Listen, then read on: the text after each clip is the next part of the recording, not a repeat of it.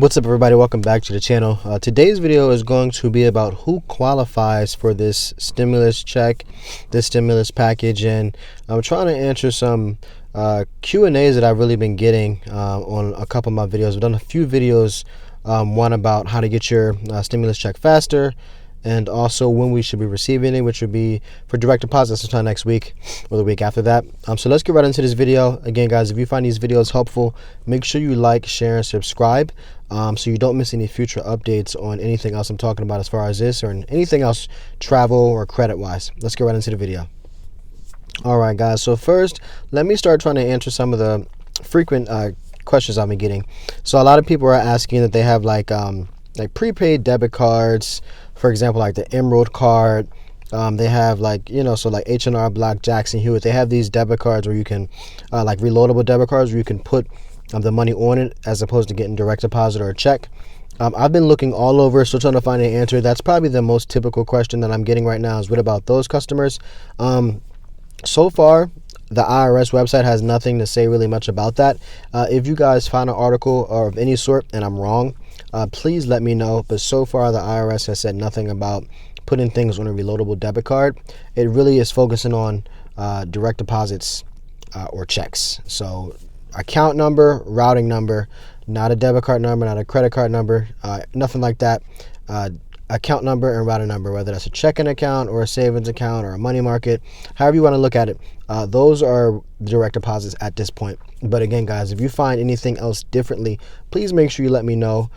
Put an article, put a link if you have, if you have some proof, put the link in there so everybody else can see. I know this is a really talked about topic, so that's the first thing.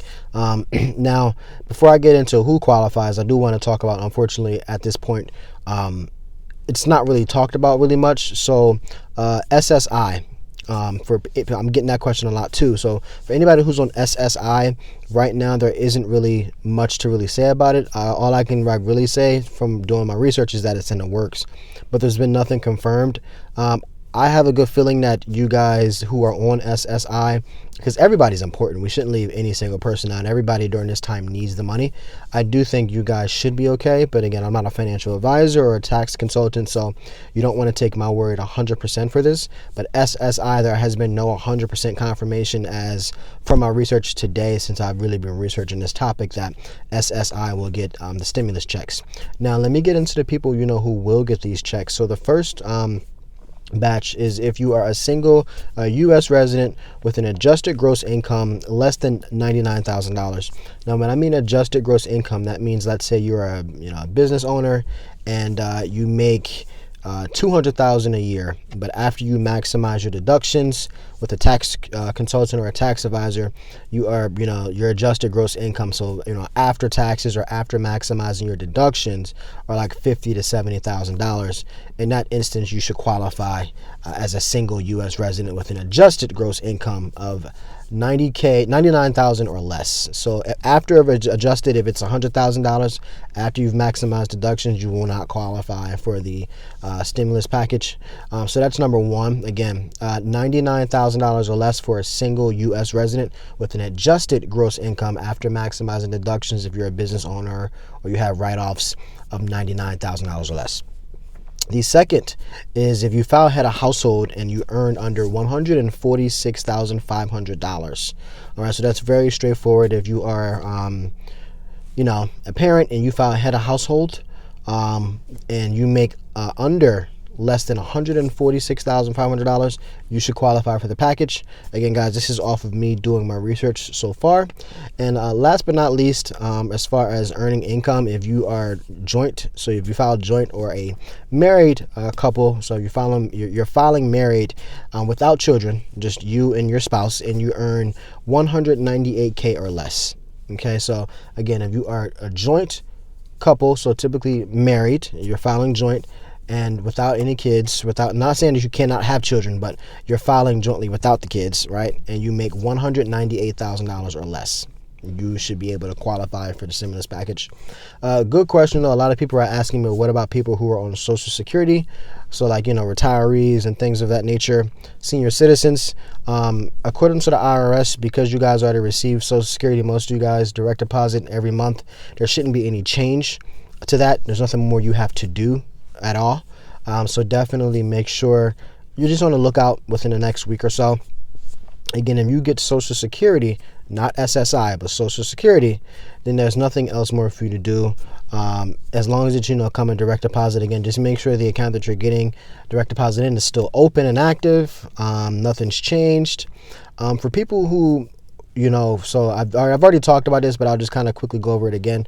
For people who want to have direct deposit but do not have direct deposit right now, the best thing you guys can do if you haven't done so already is to file your taxes for the year of 2019. I think that'd be the best way to kind of get yourself on board. If you, let's say, are a U.S. resident and you make $99,000 or less, but you get a check instead of direct deposit, file your taxes for 2019 if you haven't done so.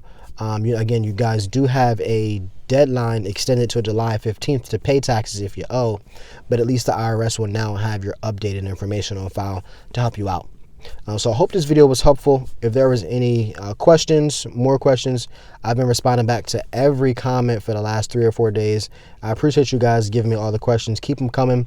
If you have some professionals out there, if you have some people who can better clarify, or you have any more questions, make sure you comment those questions down below, and you're more than welcome to help answer. If I don't get to it as fast as you can, get back to it and help me get these questions answered for everybody. We're all in this together. Again, guys, I'll be doing a couple videos, so make sure you like, share, and subscribe. The first video I'll be doing, whichever one comes first. If I received my direct deposit, I'll let you know I received it and what date and what bank I used and etc.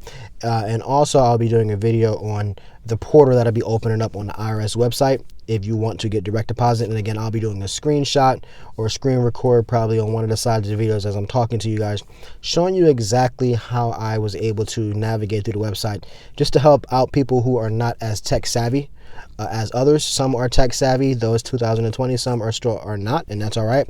So I'll be helping you guys out as well. So if you guys want to stick around for that, you guys want to get all these updates, I'll be doing as best as I can to kind of keep up with everything going on. So just make sure you like, share, and subscribe, and make sure you hit the notification bell so you don't miss any future videos. And again, if you have any other questions, feel free to let me know. I'll see you guys in another video. Take care.